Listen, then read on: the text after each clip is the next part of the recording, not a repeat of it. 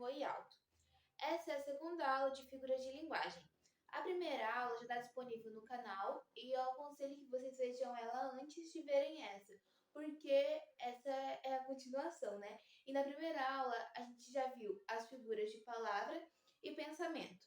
Nessa segunda aula a gente vai ver as figuras de som e de sintaxe. As figuras de sintaxe alteram a estrutura gramatical das frases, beleza? Dentre elas, nós temos a elipse, que é a omissão de um termo. Por exemplo, em casa de ferreiro, o espeto é de pau.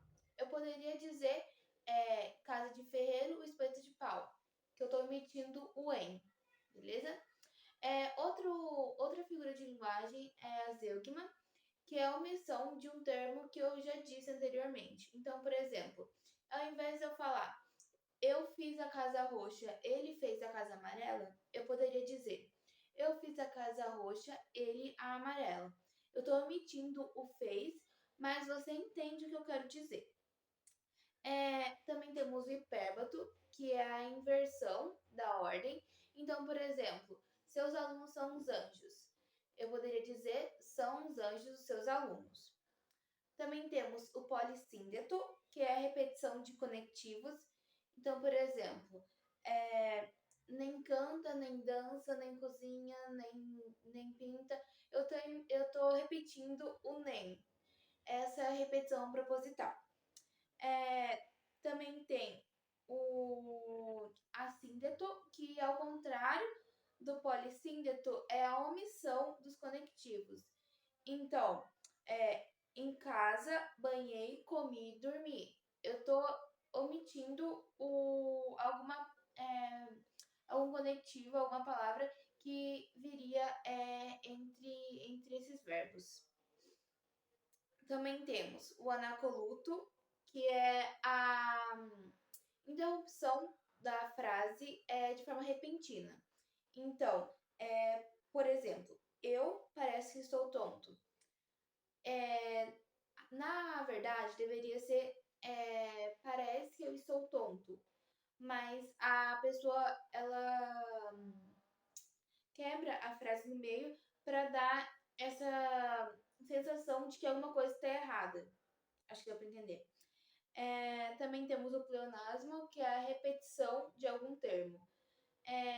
Ou a retomada de alguma coisa com o que eu já disse anteriormente. Basicamente isso. Por exemplo, e rir meu riso e derramar meu pranto.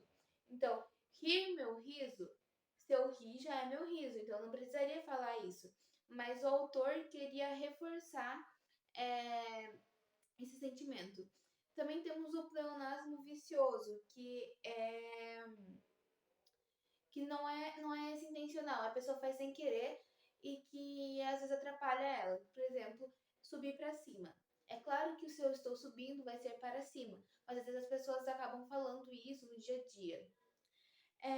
Também temos a anáfora, que é a repetição regular de uma palavra. Então, por exemplo, se você sair, se você ficar, se você sumir. Se você está sendo repetido. Então, diferente das outras figuras de linguagem, que também é de repetição, a anáfora ela é de palavras qualquer e pode ser mais de uma palavra. Essas são as figuras de sintaxe. Também temos as figuras de som agora, que são associadas à sonoridade, né? As figuras de som são a literação, que é a repetição do som consonantal, que é muito utilizada as figuras de linguagem em trava-línguas. Por exemplo, nessa literação temos o rato roeu a roupa do rei de Roma. Tem essa repetição do som do R em todo momento.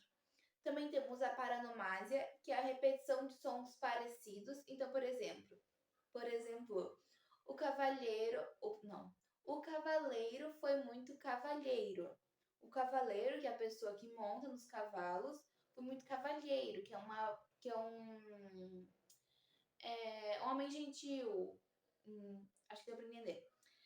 A assonância também é a repetição, só que do som de vogal. Então, por exemplo, quem com ferro ferre, com ferro será ferido. Quem com ferro ferre, com ferro será ferido. Que é essa repetição do E, beleza?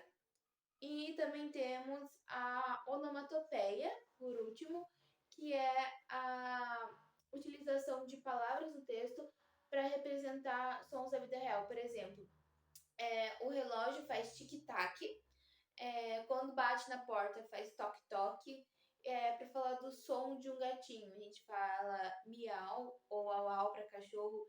Então, essa representação de sons de forma escrita.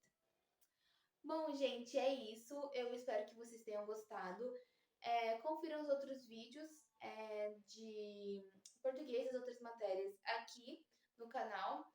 Mais uma coisa, esse roteiro, assim como o da aula 1, foi escrito pela professora Tamires.